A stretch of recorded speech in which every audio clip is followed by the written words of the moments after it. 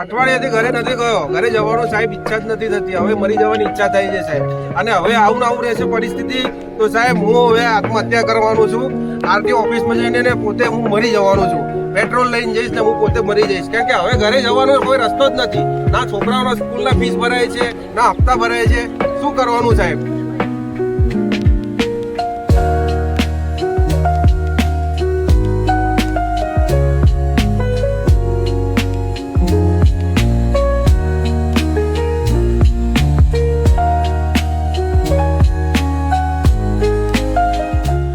ન્યૂઝમાં આપ સૌનું સ્વાગત છે.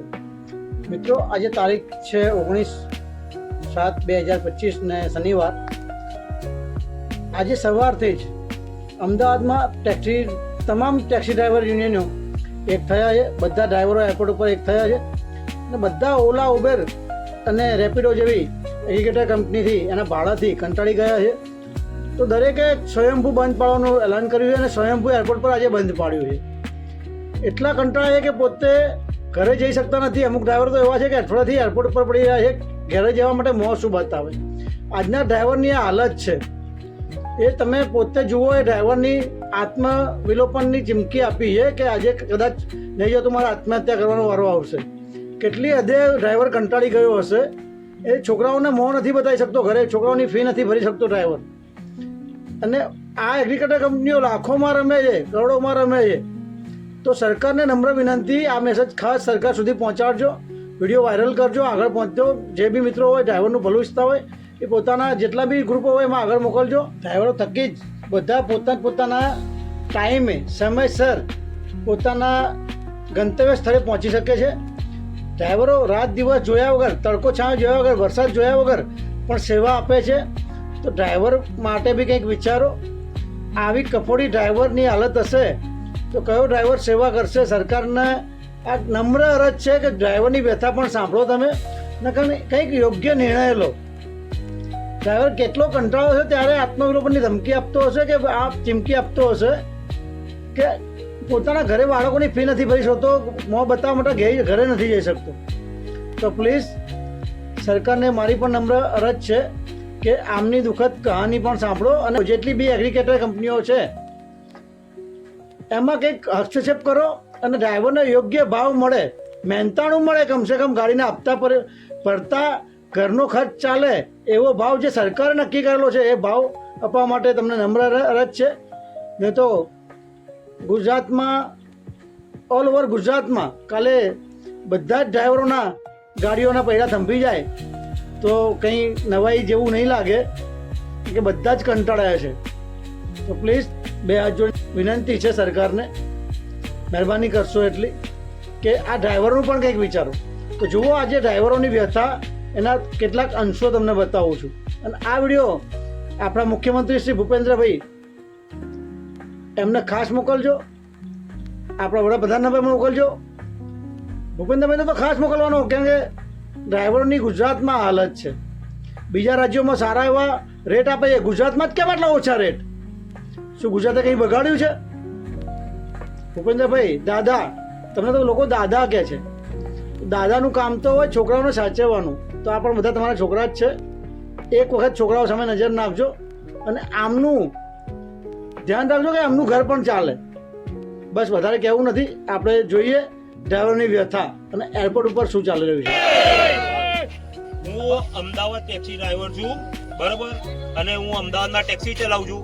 અને ઘણા ટાઈમથી જોવામાં આવે છે કે ઓલા, ઉબેર ને રેપિડો જે કંપની છે એ અમારું શોષણ કરી રહી છે અને સરકાર અમારા પક્ષમાં કશું બોલી નહીં રહી. એટલે અમે સ્વયંભૂ રીતે ગાડીઓ બંધ કરી રહ્યા છે અત્યારે, બરોબર. અને સરકાર અમારે એ જ માંગણી છે કે સરકારના ધારાધોરણો મુજબ જે ભાવ નક્કી કરવામાં આવ્યો છે એ ભાવ અમને અપાવે અને સરકાર અમારા પક્ષમાં કોઈ નિર્ણય લે એવું હું સરકારને પ્રાર્થના કરું છું. જેમ કે આપણે ડ્રાઈવર મિત્ર છે એમણે રજૂઆત કરી કે જે સરકારી ધારા ધોરણ મુજબ આપણને ભાડા મળતા નથી, એના માટે થઈને ડ્રાઈવર સંમેલન બધા સ્વયંભૂ બંધ પાડ્યું. બરોબર છે. હવે ઓલા, ઉબર અને રેપિડો ત્રણેય કંપનીઓ થઈને ભેગી શોષણ ચાલુ થઈ ગયું છે. હવે પરિસ્થિતિ એ સર્જાઈ કે ગાડીના હપ્તા બી નીકળવા, મેન્ટેનન્સ, ડ્રાઈવરોની હાલત એટલી હદે કફોડી થઈ કહેવાય ગળે આવી ગયા છે. સરકારને અમારી નમ્ર અરજ એ જ છે કે અમને ડ્રાઈવરોને જે પણ સરકારી ધારાધોરણ મુજબ છે એ પ્રમાણે ભાડું આપો ને અમને ન્યાય આપો. બીજું કે ઓલા ઉબર ને રેપિડો, હવે ઓલાની અંદર મેં આની રજૂઆત કરી કે ભાઈ આ તમે ફરતી ટ્રીપો બંધ કરો. મલ્ટીપ્લાય ટ્રીપ ચાલુ કરી રેપિડોએ, એનું જોઈને ઓલાએ ચાલુ કરી. પરિસ્થિતિ એ સર્જાઈ કે આ ભાઈને જવું છે નાઇટ કરી છે વસ્ત્રાલ, ટ્રીપ પડે છે મારામાં વસ્ત્રાલની, મારે જવું ગાંધીનગર, ઓટો ક્લિકરમાં ગાંધીનગરની એક્સેપ્ટ થઈ જાય છે, હું કેન્સલ કરું છું, આ ભાઈ બીજા 2 કલાક જુરે છે. એટલે આ બધી પરિસ્થિતિ ન સર્જાય એના માટે થઈ જે રીતે ઓલાએ પહેલા જે ટ્રીપ સિંગલ વાગતી હતી એ રીતે વાગે, જેને જવું હોય જાય, ન જવું હોય એ ના એક્સેપ્ટ કરે, એની એ પ્રથા ચાલુ કરે, રિચાર્જ સિસ્ટમ બંધ કરે એવી અમારી માંગ છે. અને રેપિડોએ આનો જવાબ એક ડ્રાઈવરને પૂતરું ન બેસાડવા બાબતે પરિસ્થિતિ એવી સર્જાઈ હતી કે સામે કસ્ટમરે કેસ કર્યો. ત્યારે આ રેપિડો કંપનીએ એવો જવાબ આપ્યો હતો કે અમારો લુકઆઉટ નથી. એટલે સર્વ ડ્રાઈવર ભાઈઓએ નોંધ લેવી કે આ 2 કંપની ઓલા અને ઉબર 2 ચલાવવાની થાય છે. અને સરકાર જોડે આપણી એટલી જ માંગણી કે આપણી સરકારી ધારાધોરણ મુજબ આપણને જે વળતર અને જે ભાવ સરકારી ધારાધોરણ મુજબ છે એ આપે. અને આગળ વાત એવી છે કે ઓલામાં મેં રજૂઆત કરી એટલે ઓલામાંથી મને એવો જવાબ મળ્યો કે मेरे को 1 घंटे में 300 बुकिंग था, अभी मेरे को 25 बुकिंग हो गया ये हड़ताल की वजह से. તો એમને પણ એવી જાણ કરવામાં આવે છે કે આ ફરતી ટ્રીપો અને રિચાર્જ સિસ્ટમ બંધ નહીં કરો તો પરિસ્થિતિ એ થાય કે જેને વઢાવ જવું છે એને પડે છે ગાંધીનગરની, ઓટો ક્લિકરમાં એક્સેપ્ટ થઈ જાય છે, એ ડ્રાઈવર કેન્સલ કરે છે, બીજો ડ્રાઈવર 2 કલાક બેસી રહે છે. જ્યાં સુધી ઓલા આ વસ્તુની નોંધ નહીં લે અને મલ્ટીપ્લાય ટ્રીપ બંધ નહીં કરે, રિચાર્જ બંધ નહીં કરે તો આનું કોઈ નિરાકરણ નહીં આવે. એની સરકારની અને ઓલા કંપનીને ખાસ નોંધ લેવાની થાય છે.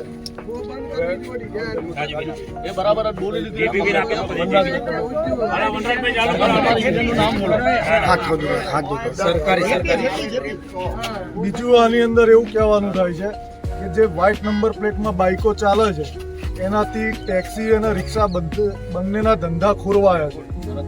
બહુ મોટામાં મોટું નુકસાન આપણને બાઇકનું છે. એટલે સરકારને વિનંતી એ જ છે કે સફેદ નંબર પ્લેટમાં ચાલતી તમામ બાઇકો બંધ કરવામાં આવે.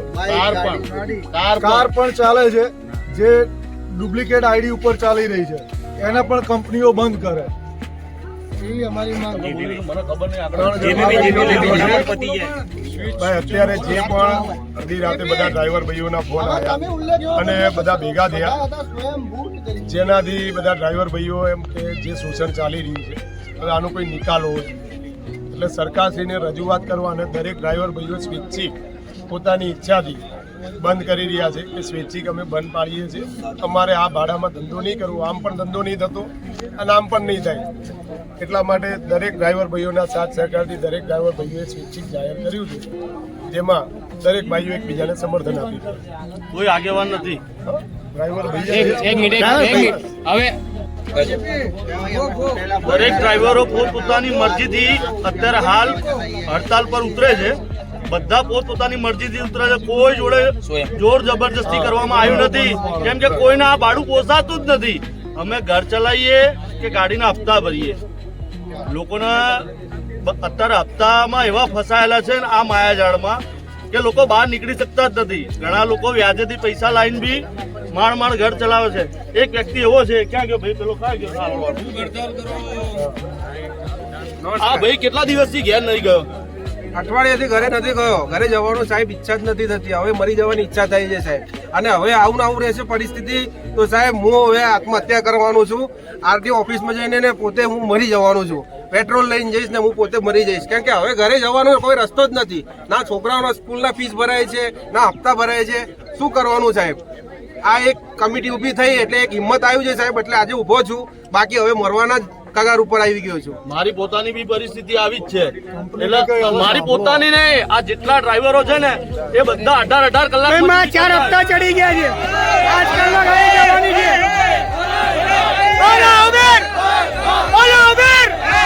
રેપિડો, ઇન ડ્રાઈવ, ઓલા ગાડી, હાય હાય, નથી કેટલી વાત સાંભળો હવે 2-3 ડ્રાઈવર એવા આવો કે બોલીએ કે હજી ફીસ આપીએ કે ભાઈ પેલા આવતારો ગોવાળા ભાઈ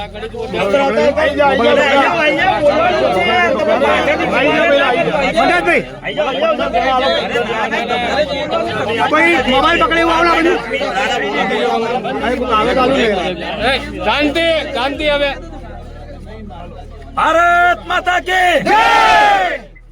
હાલ અમે એરપોર્ટ ઉપર બધા ડ્રાઈવર ભાઈઓ ભેગા થયા છીએ જે રાતે ટોટલ ડ્રાઈવર ભાઈઓ સ્વયંભૂ એટલે અંદરથી એક થઈ અને આંદોલન ઉપર આવી ગયા છીએ અને